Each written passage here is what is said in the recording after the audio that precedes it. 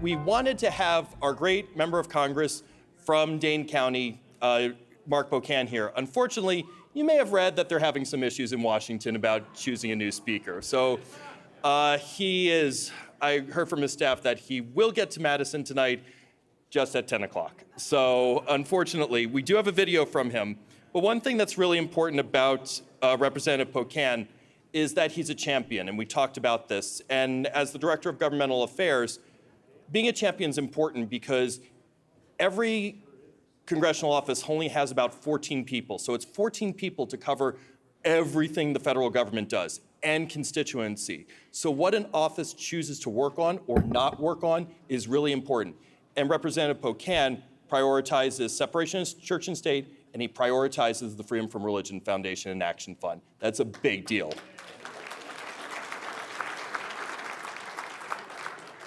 And here in Dane County, this is something that's really cool, probably one of the few places in the entire country where the state representative, Francesca Hong, the state senator, Kelda Royce, who you'll hear from tomorrow, Representative Pocan, and Senator Baldwin would all say at the very least they are religiously unaffiliated. And that's something very, very unique to hear.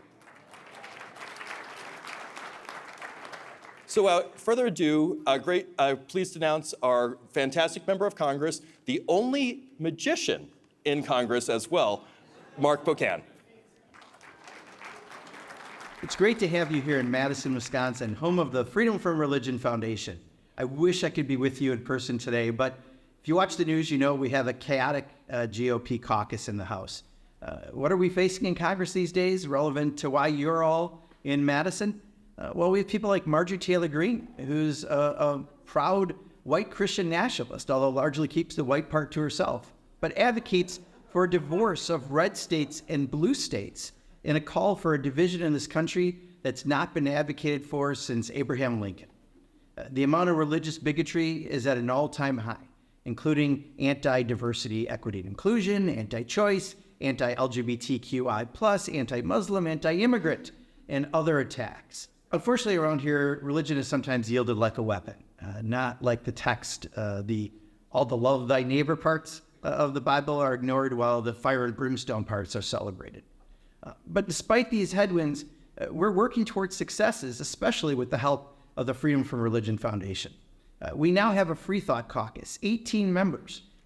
We've led multiple letters on religious issues and generated a government accountability report, and we're actively helping shape policy. On the Appropriations Committee that I serve on, we've had successes over the years working with the Freedom from Religion Foundation on language that respects the separation of church and state. And with the chaplain, we're trying to get a non-religious person to lead the opening of Congress like other religious leaders do. But I think ignoring events in the world right now would be a disservice, especially what's happening in a place so significant to so many religions as the Middle East. And the fact that we're in the state of affairs we are is largely due to religion. In a small parcel of land where ideally we would have peace between Israelis and Palestinians, instead, thanks to old religious battles, we have one of the worst places to live on the planet, Gaza, and the bloodshed of thousands that looks like it's not going to end anytime soon. Now, I'm not saying we can simply ignore religion, even though the separation of church and state is an absolute as much as the founding of this nation.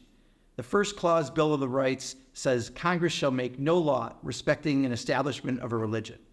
The reality is there is no real line denoting separation in practice, which is why Freedom from Religion Foundation's work is more important than ever. Despite the fact that in this country, we're shown to have 30% of our population listing no affiliation as to their religion, which encompasses a broad number of us, from atheists to agnostics to those who don't practice any particular religion or are secular. I took my oath of office on the Constitution, our nation's founding set of principles that should be essentially considered the Bible to anyone in government. I stand by our Bill of Rights. Everyone should be able to believe what they want when it comes to religion, as long as it doesn't interfere with other people's beliefs and lives. But respecting other religions, as well as those who don't follow a religion, needs to be absolute. And following law, science, and reason and facts has to supersede all else. Thank you for being in Madison. Thank you for being at this conference. And again, I wish I could be with you, but I know you're going to get a lot out of the weekend, and I wish you the very best.